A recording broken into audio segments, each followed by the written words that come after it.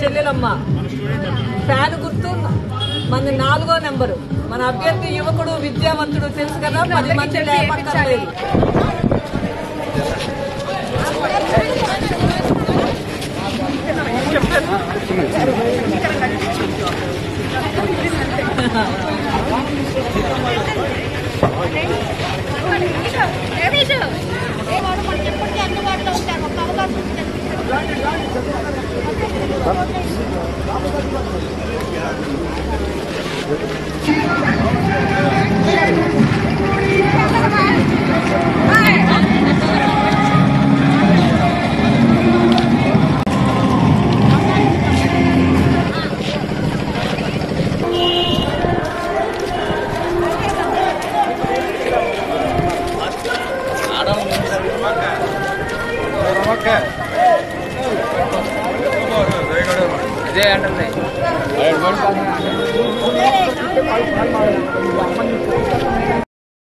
వెళ్ళిన ప్రతి చోట కూడా త్రాగునీరు చాలా చాలా సరిపోకుండా ఉంది. వెళ్ళిన ప్రతి చోట దాన్ని సత్వరమే పరిష్కారం చేయాలి.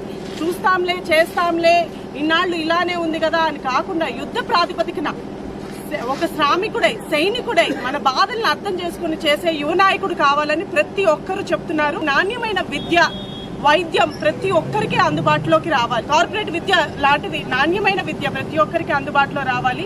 ధనిక పేద అని తేడాలతో జబ్బులు రావు మనకి.